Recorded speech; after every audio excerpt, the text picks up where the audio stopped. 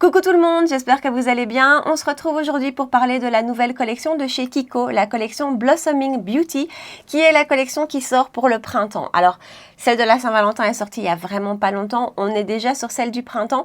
C'est pas pour me déplaire parce que moi, en général, chez Kiko, la collection printemps, la collection été, c'est vraiment ce que je préfère.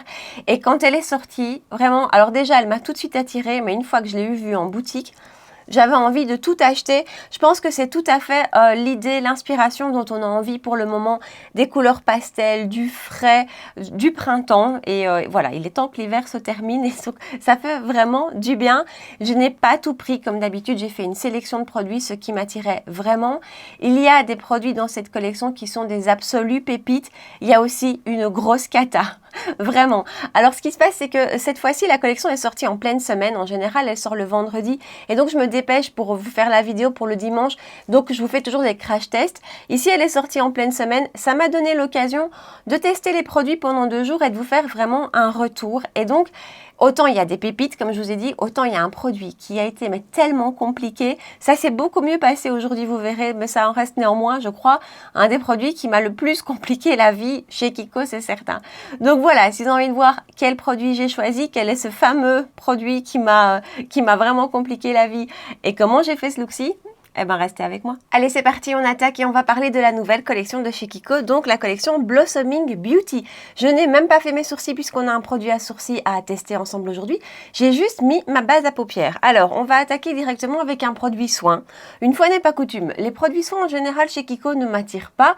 J'ai tenté l'histoire une fois avec un baume démaquillant, ça avait été vraiment pas une belle surprise du tout. Mais ici, dans cette collection, il y avait un produit qui me tentait vraiment. Je vous le montre de tout près, c'est le Blossoming Beauty, forcément Refreshing Face and Eyes Serum, qui ressemble à ça. C'est donc un sérum pour le visage et pour les yeux. Et j'ai vraiment été tentée parce que j'ai le contour des yeux, vous le savez, relativement déshydraté. Et que je me suis dit, bah, ça peut être sympa de mettre ça en petite touche avant d'appliquer l'anti-cerne, avant de se maquiller. Clairement, je ne l'appliquerai pas sur tout le visage, mais moi, c'est vraiment focus sur les yeux. Alors, il se vend au prix de, je vérifie mon ticket, 9,99 € pour une contenance de 4,5 ml. Je trouve le packaging assez sympa. Et on a un système avec une petite bille qui roule juste ici. Alors l'avantage avec la vidéo d'aujourd'hui, c'est que j'ai déjà testé tous les produits plusieurs fois, déjà 2 jours complets. Donc j'ai déjà un réel avis, un réel retour. Au sujet de ce produit-ci, je vais l'appliquer en vous expliquant. Donc vous devez pousser à l'arrière et le produit sort. Et il faut vraiment y aller doucement. En tout cas, si vous voulez, comme moi, l'utiliser uniquement sur le contour des yeux, il faut vraiment faire une toute petite pression parce que sinon, il y a beaucoup de produits qui sortent et du coup, la peau a quand même du mal à l'absorber et quand vient le moment d'appliquer l'anti-cerne, c'est pas évident. Donc voilà, à petite dose et donc je l'applique en faisant rouler la petite bille. Et je dois dire que ça, hormis ce petit défaut entre guillemets du packaging où il faut faire attention, mais encore une fois, c'est parce que moi je veux l'utiliser uniquement sur le contour des yeux, mais pour les personnes qui voudront l'utiliser sur le visage, ben, la quantité qui sort est tout à fait raisonnable. Et donc hormis ça, ben, c'est un produit que je trouve super chouette. C'est très frais. C'est vraiment frais et ça a vraiment ce côté hydratant et j'aime beaucoup le rendu de mon anti-cerne par-dessus. Donc voilà, ça c'est un petit produit, un petit plus que vraiment j'aime beaucoup. Et j'aime beaucoup le rendu de mon anti-cerne par-dessus, qui tient tout aussi bien. Donc voilà, seule petite chose, faire attention de ne pas en mettre trop. Et voilà, donc là je le laisse un petit peu poser et puis je le retapoterai à mon avis avant d'appliquer mon anti-cerne. Alors ça c'est tout pour le côté soin, j'ai pas pris d'autres produits soins dans la gamme, pourtant il y en a. Mais donc maintenant on va passer au make-up. Alors pour les yeux, beaucoup de choses de nouveau dans cette collection.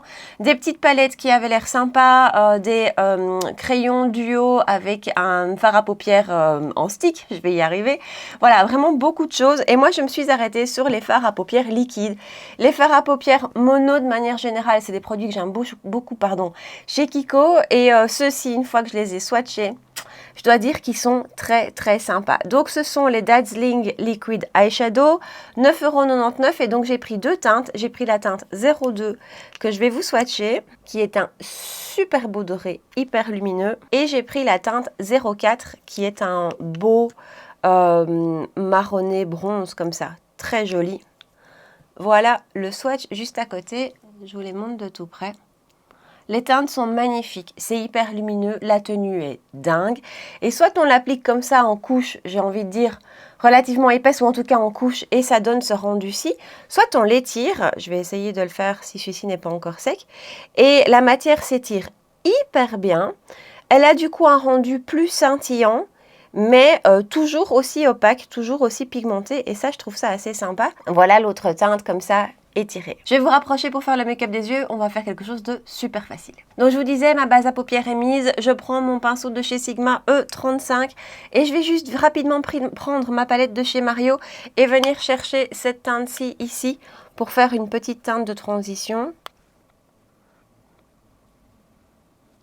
Et c'est là qu'on va faire vraiment quelque chose de super simple. Je vais prendre la teinte la plus claire, donc la teinte 02, qui est un petit peu ce champagne doré.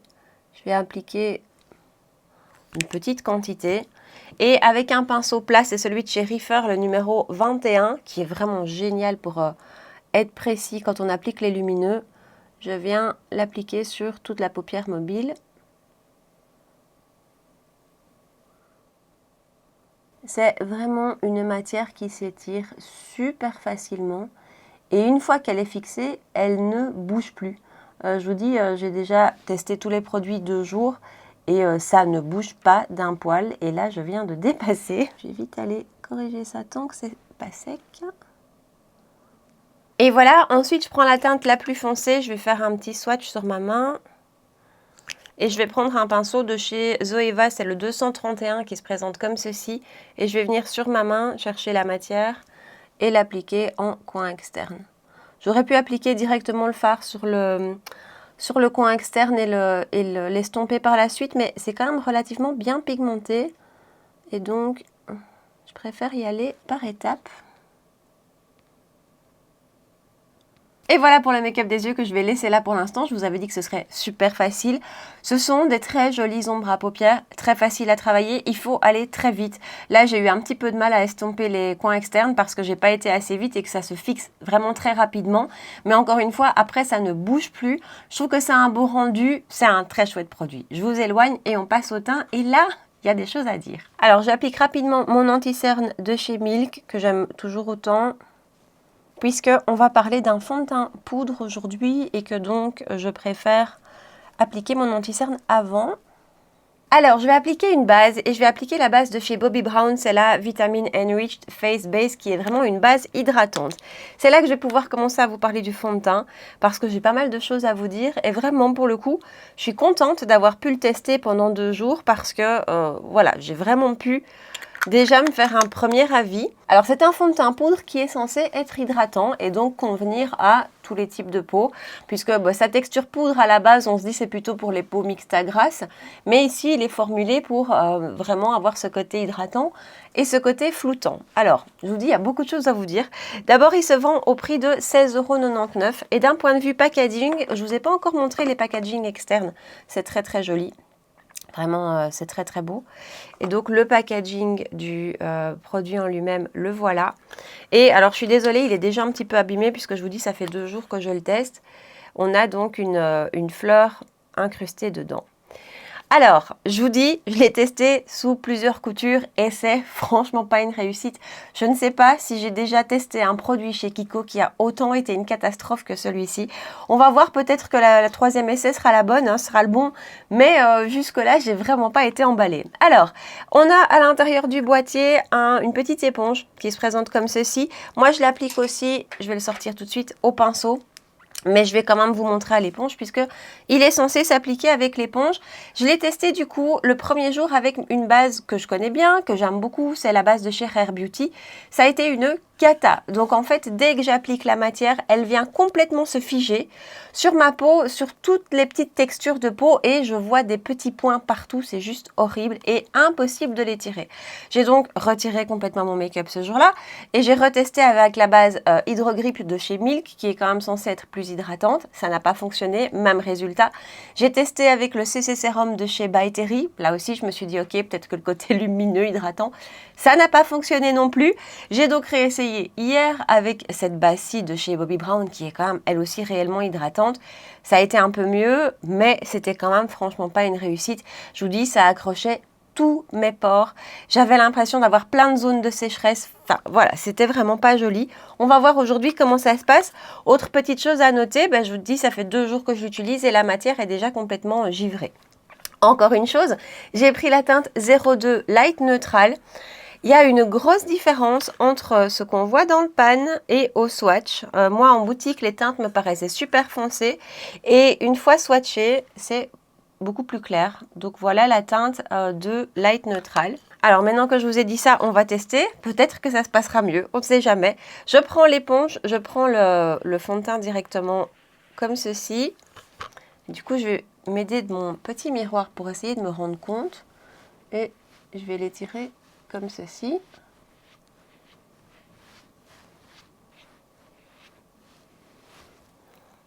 Bon, écoutez, ça se passe mieux aujourd'hui. C'est toujours comme ça. Ça se passe mieux aujourd'hui. Pour l'instant, ça s'étire correctement. Mais quand même, ça vient se fixer sur mes pores. Et une fois que c'est sur la peau, je n'arrive plus à l'étirer. C'est très spécial. J'ai l'impression aussi que la matière est un petit peu difficile à prélever dans le boîtier, justement, puisque comme il est un petit peu givré, je trouve que c'est difficile d'aller le chercher.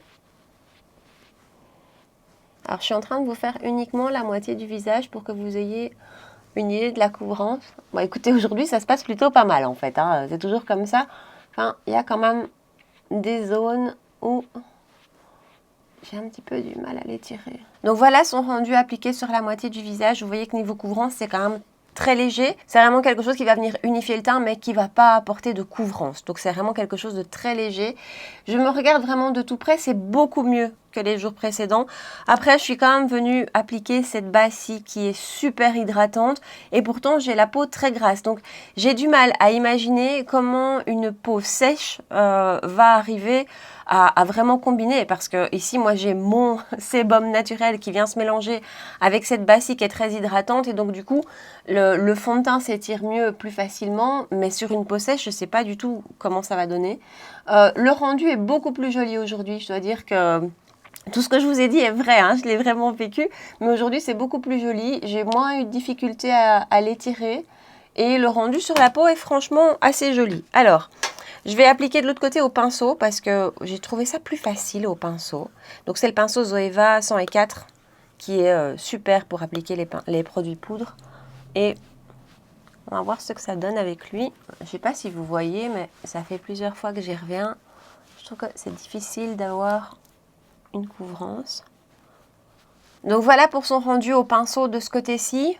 Je trouve qu'il y a quand même un peu moins de couvrance qu'avec l'éponge. Je vais revenir avec l'éponge pour quelques petites zones. Encore une différence par rapport à mon application d'hier où ça s'est beaucoup moins bien passé qu'aujourd'hui. Hier, j'avais pas mis de crème hydratante. Donc dans ma routine de soins du matin, je mets pas de crème hydratante. Et donc hier, je m'étais arrêtée à mon sérum et puis à mon SPF comme d'habitude. Aujourd'hui, par contre, j'ai rajouté une crème hydratante et j'ai mis un SPF moins matifiant que mon habituel. Et donc, voilà, c'est peut-être ça aussi. Je pense qu'il faut vraiment que la base du make-up soit très, très hydratée pour pouvoir permettre ce fond de teint qui s'étire correctement. Alors là, vous n'allez pas le voir, il faut vraiment le voir de tout près avec un miroir. Mais ici, par exemple, ça me fait l'effet dont je vous parle, où ça vient se mettre dans les pores. Et dernière chose, c'est que j'ai l'impression que je dois retourner dans le boîtier, chercher du fond de teint absolument à chaque passage. Chaque mini passage. Et donc voilà pour son rendu, vous l'aurez compris, c'est pas un gros coup de cœur. Et même si aujourd'hui ça s'est beaucoup mieux passé, j'ai pas du tout eu ces problèmes dont je vous parlais où ça vient accrocher toute la texture de la peau, parce que je pense que ma base était bien hydratée. Mais à côté de ça, c'est quand même pas un produit que je trouve facile. C'est pas un produit facile, c'est pas un produit rapide non plus. Il m'a fallu pas mal de temps pour avoir ce rendu-ci. Et vous voyez, je vous disais que ça givrait. Je vais peut-être, attendez, je vais... Hop, voilà. Je ne sais pas si vous allez voir avec la ring light moins forte comme ça, mais il est vraiment givré. Et ça m'embête un petit peu. Donc voilà, ce produit-ci, pour moi, c'est vraiment pas un produit facile. Alors, on va passer aux sourcils puisqu'on a un produit à sourcils dans la collection. Je regarde le prix. Alors, 10,99 € et on a d'un côté un produit gel à sourcils avec un petit embout et de l'autre côté, on a un crayon avec, c'est le seul petit défaut de ce produit-ci, il a une mine un petit peu, c'est pas les mines toutes fines. Moi, j'aime bien les mines toutes fines. C'est pas le cas, mais pour le reste, vous allez voir que, je le trouve vraiment super. Je l'ai d'abord testé en appliquant d'abord le crayon et ensuite le gel à sourcils, ce qui me semblait le plus cohérent. Mais le crayon est très gras, mais pas dans le sens négatif. Mais il est vraiment très pigmenté, très gras. Il glisse super bien, super fort. Et quand j'ai eu fini de faire mes sourcils, je n'avais pas besoin du mascara, sauf pour la tenue. Mais voilà, j'avais pas la plus-value du côté du mascara teinté. Donc, j'ai testé hier et j'ai beaucoup aimé d'appliquer d'abord le mascara tout seul. Et vous allez voir que le rendu qu'on arrive à avoir avec juste le mascara, moi, j'aime beaucoup.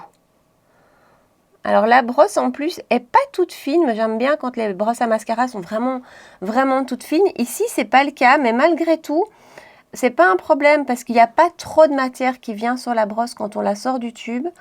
Et ça permet vraiment tout à fait de dessiner les sourcils.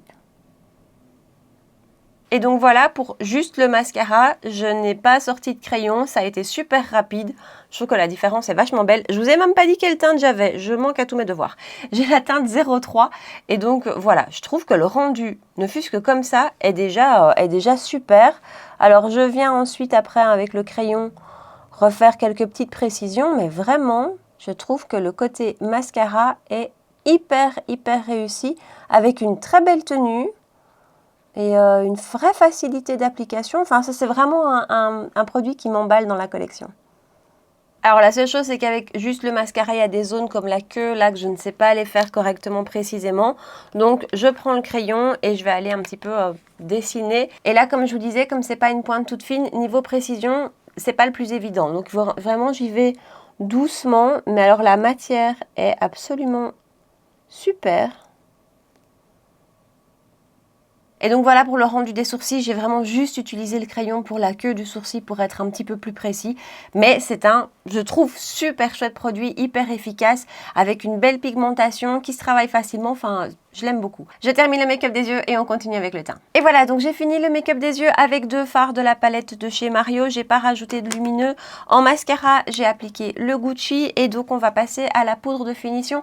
J'ai pas acheté la poudre de finition parce que elle ressemble très fort à celle, enfin je trouvais en tout cas, qu'elle ressemblait très fort à celle-ci de la collection Tuscan Sunshine, qui est une poudre de finition très compacte, vraiment très compacte, très soyeuse et lumineuse. Donc voilà, moi c'est pas du tout une poudre que j'utilise beaucoup, ça convient pas vraiment à mon type de peau, donc je l'ai pas racheté pour cette raison-là. Mais voilà, ça avait l'air très joli et celle-ci niveau qualité était très bien. Et donc là, j'utilise rapidement ma poudre de chez Catrice qui est de nouveau en fin de vie. Pas grave, j'ai du backup, hein, j'ai tout ce qu'il faut. Allez, on va passer à d'autres produits qui m'emballent bien dans la collection, le bronzer et les bronzers chez Kiko en général. C'est toujours une belle réussite, 14,99 € pour celui-ci et d'un point de vue packaging, c'est le même que celui du fond de teint, sauf qu'il est jaune. On a 8,7 g de produit à l'intérieur et alors la poudre en elle-même est super jolie. Je sais pas pourquoi je vous la mets à l'envers. Voilà, vous voyez, il y a une petite fleur incrustée dedans. C'est super mignon, c'est un produit que j'aime beaucoup. Alors j'ai pris la teinte 02 Bright Sienna, je prends toujours la teinte Sienna. En même temps, Sienne est une très belle ville. Et voilà, mais la teinte numéro 1 était très chaude, un petit peu jaune. Voilà, pour moi, la teinte 1 était beaucoup trop chaude. Celle-ci, par contre, je vais vous faire un swatch. Alors, niveau texture, c'est presque un petit peu crémeux. C'est pas poudreux, c'est vraiment très jolie texture de bronzer. Et voilà, le swatch, il est quand même néanmoins assez chaud. Niveau application, je l'ai dans un premier temps appliqué avec le pinceau V4 de chez Otrera. Vous allez voir que je vais en utiliser un autre parce que le bronzer est quand même bien pigmenté. Vous allez voir, bien pigmenté. Et donc ce pinceau-ci avait tendance à diffuser trop fort la matière et donc voilà, ça en mettait un petit peu trop partout à mon goût. Donc je suis repassée dans un pinceau beaucoup plus précis, c'est le F03 de Messauda. C'est vraiment un pinceau que j'adore. Et vous allez voir que Enfin, pour moi, c'est plus facile avec lui.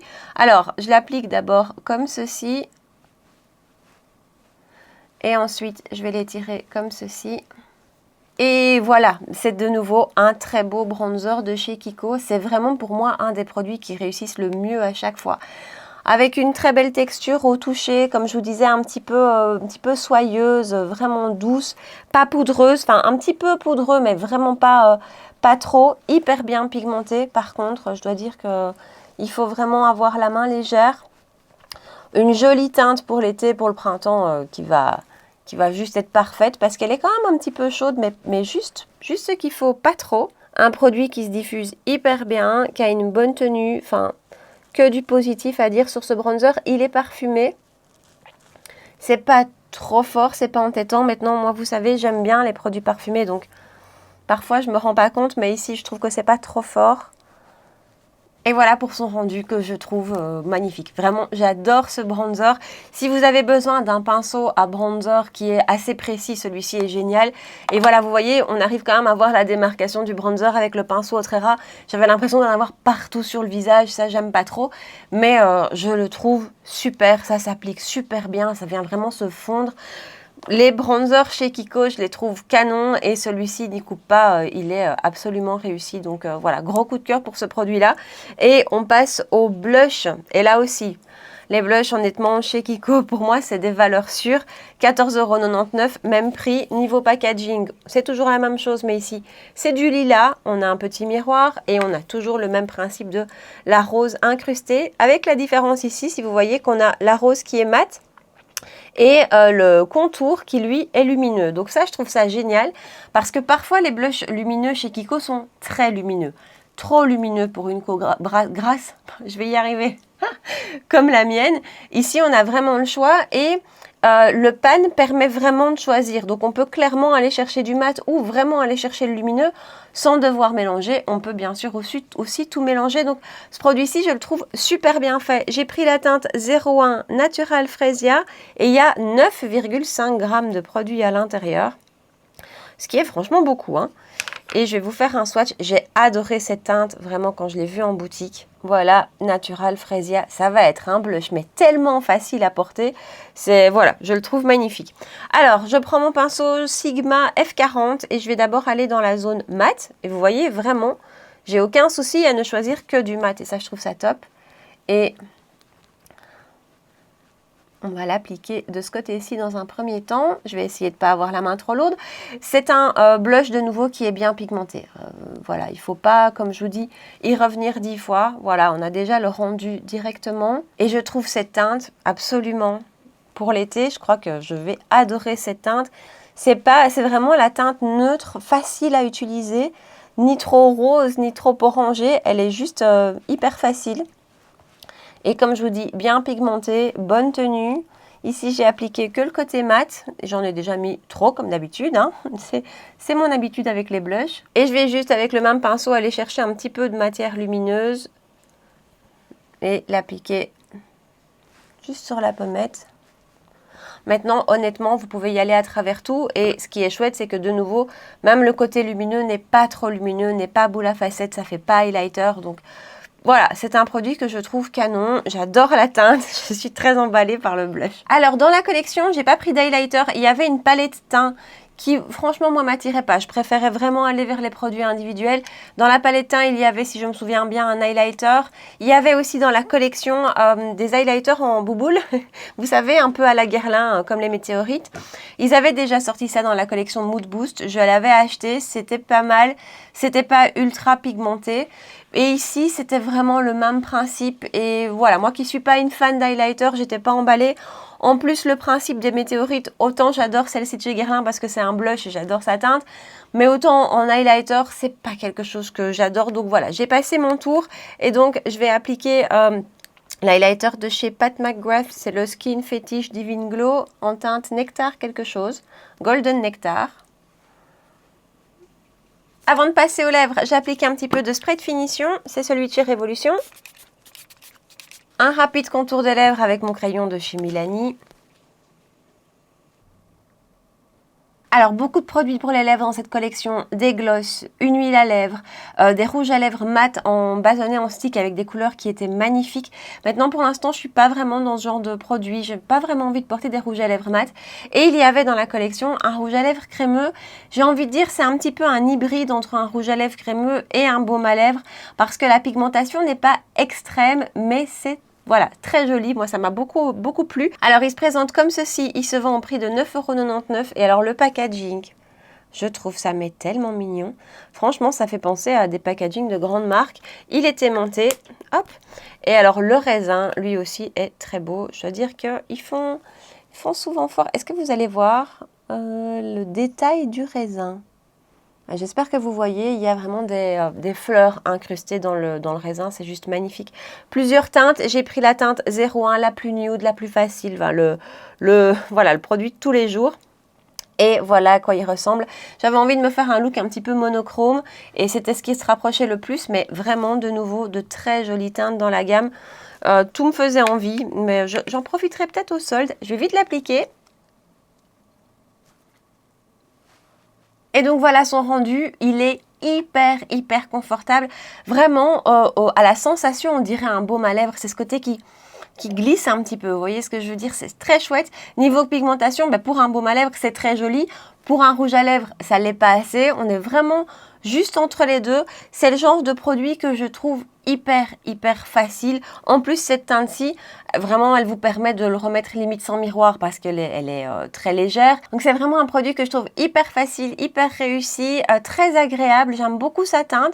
Enfin, voilà, c'était aussi un de mes coups de cœur de la collection. Bon, nous voilà au bout de ma vidéo et comme d'habitude, je vous fais un petit récap de tous les produits que je vous ai présentés aujourd'hui et je vous donne mon avis, j'ai presque envie de dire final ici puisque vraiment maintenant, je les ai testés plusieurs fois. Ce petit produit skincare qui fait sérum contour des yeux et sérum visage, je le trouve vraiment très chouette, très agréable, on sent vraiment le côté frais et hydratant. En petite touche avant l'anti-cerne, je le trouve super. Il ne modifie pas du tout le rendu de mon anti-cerne qui se comporte tout à fait bien par-dessus. Et la seule chose, c'est de ne pas en mettre trop, comme je vous ai dit, puisque la première fois, j'en ai mis beaucoup trop. Mais voilà, à part ça, c'est un produit que je trouve top. Et je me dis que pour les peaux sèches ou normales, l'appliquer sur tout le visage, ça peut être super agréable. Ensuite, les ombres à paupières liquides. C'est un super beau produit, c'est vraiment hyper facile à appliquer. Ici, c'est parce que je voulais vous montrer les deux teintes que j'avais, mais honnêtement, une seule teinte et on fait déjà un super joli make-up. Il n'y a pas besoin d'en prendre 2 ou 3. C'est tellement bien pigmenté, c'est tellement bien opaque qu'on peut également venir en faire un trade liner. C'est ce que ma conseillère sur place chez Kiko me disait. Et c'est vrai, en fait, je pense pas que j'y aurais pensé, mais vraiment un trade liner avec ça, ça peut être canon. La tenue est excellente, il n'y a rien à dire, ça ne bouge pas d'un poil. Donc ça, c'est un produit que je trouve hyper réussi. Passons au fond de teint. Bon, fond de teint, honnêtement, non. Vraiment, même si aujourd'hui, ça s'est beaucoup mieux passé, que je trouve que le rendu est joli et que j'ai pas eu les problèmes que j'ai eu les 2 jours précédents, c'est pas un produit facile. C'est voilà, c'est un produit compliqué qu'il faut travailler, qu'il faut réfléchir à sa routine soin, à sa base et qui met du temps, je trouve, à être appliqué pour une couvrance qui est légère, un petit peu trop légère pour ce que moi j'aime, mais ça, c'est pas forcément un défaut. Mais donc voilà, et j'ai du mal à imaginer comment il va pouvoir fonctionner sur une peau sèche, je n'imagine pas. Donc ça, c'est vraiment pas un produit que je recommande, et en plus, le fait qu'il soit complètement givré et que donc la matière devient un petit peu difficile à prélever, je suis pas super fan. Le produit à sourcils est canon, le côté mascara, je le trouve super. On n'aurait que le côté mascara, je serais contente. Enfin, le crayon est très bien, il s'applique super bien, il glisse bien, il est bien gras, mais pas trop. Son seul bémol pour moi, c'est que la mine est un petit peu trop grosse, mais le côté mascara est génial. Et alors, bronzer et blush, voilà, ça, bronzer et blush, pour moi, c'est vraiment des valeurs sûres chez Kiko et ils sont magnifiques. Il n'y a rien à dire, des magnifiques textures fines qui se fondent, qui sont bien pigmentées. Le bronzer est vraiment bien pigmenté. C'est vraiment ça, 2 magnifiques produits. Et le rouge à lèvres, c'est pas un indispensable. Hein. Ce type de produit, vous les avez déjà. Voilà, surtout qu'il y a eu beaucoup de sorties un petit peu baume à lèvres ces derniers mois. Mais je le trouve très agréable, très confortable avec une teinte hyper facile, donc ça, je l'aime beaucoup aussi. Et voilà, j'espère que le look final vous plaît. Partagez-moi ici en bas dans les commentaires si vous avez déjà craqué sur la collection. Je sais que vous êtes nombreuses à déjà avoir fait quelques petits achats. Si oui, qu'est-ce que vous en pensez? Et sinon, si vous n'avez pas encore craqué, est-ce qu'elle vous tente? Quel produit vous attire? Partagez-moi tout ça ici en bas. Si vous avez passé un bon moment avec moi et si vous avez aimé la vidéo, vous pouvez bien sûr, comme d'habitude, la liker, me rejoindre sur Insta et vous abonner à ma chaîne. On se retrouve 2 fois par semaine pour des vidéos make-up, les mercredis soirs et les dimanches matins. Voilà. En attendant, prenez bien soin de vous et je vous dis à très bientôt. Ciao!